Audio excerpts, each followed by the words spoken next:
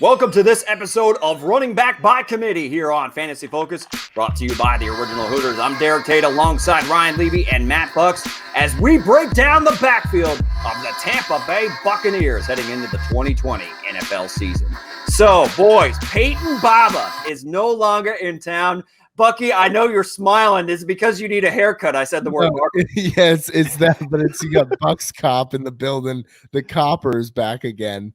And he's Bucs staring me down. I can't handle that anymore. I thought we were done intimidating the witnesses here. Nope. It's time to get serious, boys. We're talking about our beloved Tampa Bay Buccaneers. Serious enough to be wearing aviators during our broadcast. So Here we got to break down the backfield. Peyton Barber is now in Washington. Ronald Jones finished last year as the running back 25 with 172 carries. Only 2 games of those, though, boys, 15 or more carries. 31 receptions in the passing game, though, but they drafted Ke'shawn Vaughn out of the University of Vanderbilt. They still have Dare Ogumawale. I don't know. I'm going to say that so Levy doesn't have to butcher it. But, Levy, I'll throw it to you first. Rojo right now doesn't seem like he's being slept on in fantasy drafts as far as ADP goes. Is it him or Ke'shawn Vaughn, the running back to own for the upcoming season? Isn't it kind of crazy to look back and see that Rojo was actually the number 25 PPR back? Because I feel like he kind of stunk last year. You know, like you said, he never got more than 15 carries, only a couple times.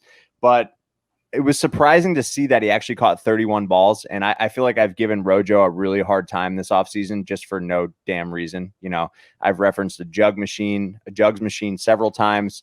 I still hope he has one of those bad boys in his backyard. And hopefully he's not working out with Jameis Winston this offseason. But yeah, I mean, in terms of ADP, Rojo's going at the 7.12 and Ke'shawn Vaughn's at the 7.10. So they're right in the same wheelhouse there.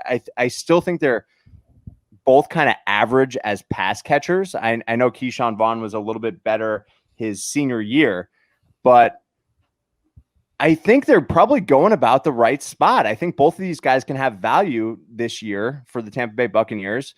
But as your running back 3, you know, I'm just not that high on either of them because we haven't seen enough yet. We don't know if Rojo is going to get the bulk of the carries or if Ke'shawn Vaughn's going to come in and do it. But we know what Ke'shawn Vaughn's capable of based on what he did in college. And I feel like he's going to be that goal line back definitely for this team.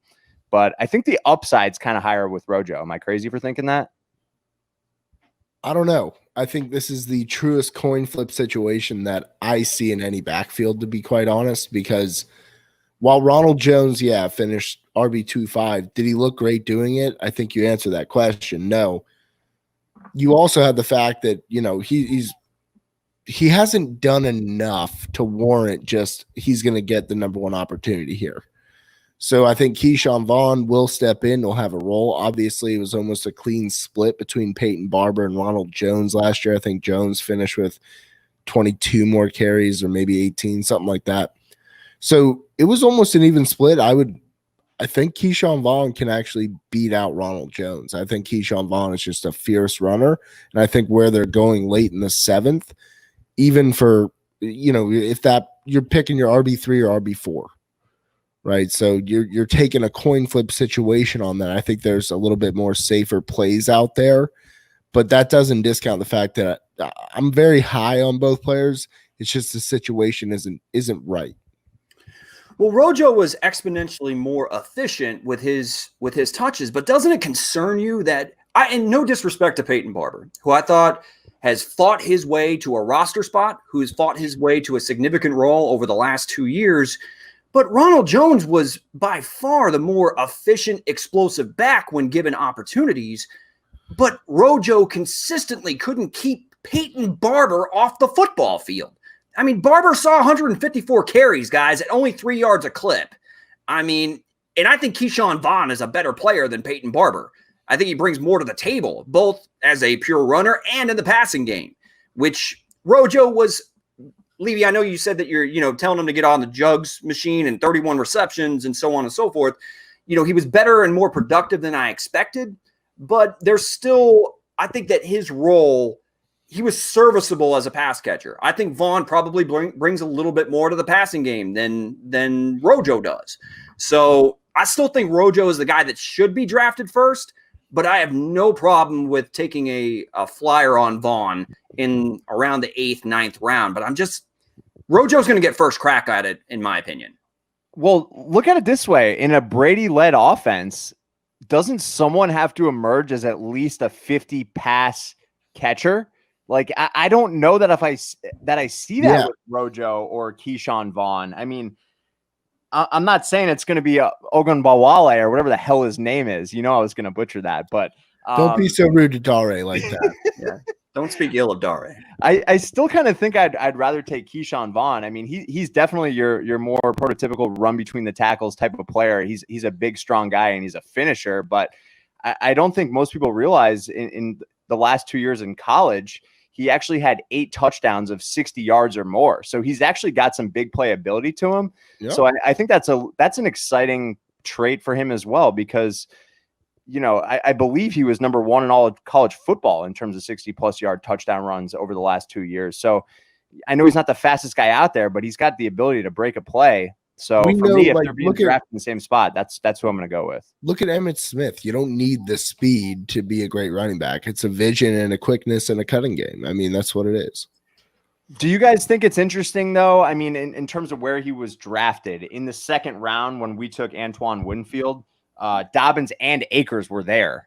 So are they just kind of taking more of a dart throw to go in the 3rd round with Ke'shawn Vaughn? Are they more comfortable with Ronald Jones? I'm just trying to, play devil's advocate here and see what they're thinking.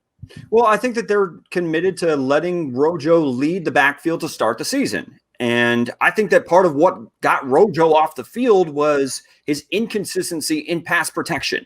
And that is something that he's still struggling with to be consistent in that aspect of his game. And by the way, if you struggle with pass protection with number 12 under center, your ass will be off the football field pretty damn quick. So that's what actually scares me a little bit, is that if Rojo doesn't progress his game and make himself a little bit more well-rounded than just hitting a couple home runs here and there, that's what makes me a little bit nervous about committing to Rojo being a breakout candidate. I think he gets first crack at it. I think he's going to be the leading rusher as far as attempts go on this football team. I just see Ke'shawn Vaughn. They spent a 3rd rounder, Levy. They didn't flat out say, we don't like Rojo, we're giving up on him. But they brought in somebody to compete with him. And they sent him a message. A message, precisely. So I still think that Rojo's the guy to own. And one thing that jumps out to me about the Patriots and Brady is that Brady's not going to turn the football over. Brady's going to give you the best chance to win on any given week. And the Patriots last year were top 10 as far as rushing attempts go.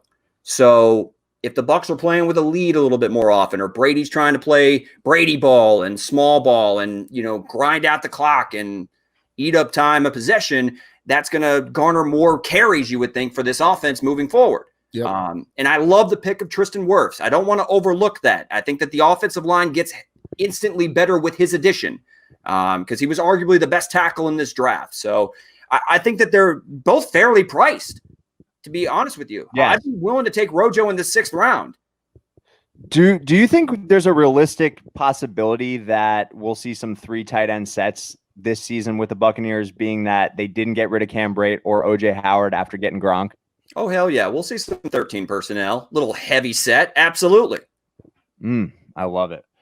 What about any love? I did a little research on Raymond Calais, track star. Calais. Whatever. I am the guy that's always going to pronounce names wrong. And to his defense, you have Calais Campbell, and it's spelled the exact same. So exactly. Come on.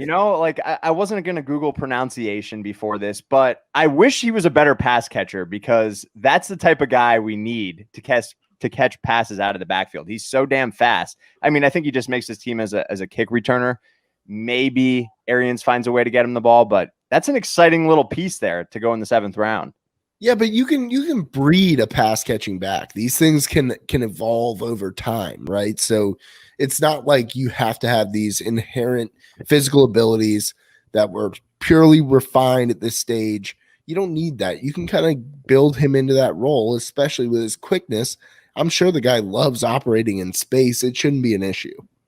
That's the only thing, is Arians is going to have to dial up some screen type plays for Ray Kale, who like catch the ball all day and lay by the day, and all types of shit in Tampa Bay.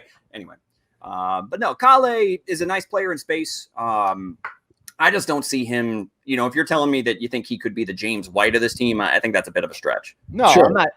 I'm just saying I don't see anyone in this backfield that's going to play the James White role. I just don't see it. And that's fine. I mean, it's not, dude, he's not New England anymore. He's in Tampa Bay. Adapt or die. Adapt or die is right. Yeah. TB12, give me the Taters tiers. Taters tiers. I have Rojo currently ranked at 27. I mean, without a clear-cut backfield all to himself, and the fact that I think that Ke'shawn Vaughn is going to eat into those 31 receptions, which wasn't very high to begin with. I think it's going to be a true committee backfield, and Rojo's the one I'd rather own. But yeah, I'm not predicting a breakout year for Rojo. I'm going the other way. I'm going Vaughn over Rojo. As a Rojo dynasty owner, I'm going to say I'm going to stick with my guns here. Rojo. So Bucky's making an emotional decision, but go ahead and sound off in the comments. Let us know who the back to own is for the Tampa Bay Buccaneers heading into the 2020 NFL season. Again, if you have not yet done so, go ahead and hit the subscribe button so you do not miss any of our fantasy football content heading into the season, including the Running Back by Committee series brought to you by the original Hooters. And until next time, later, says the Tater.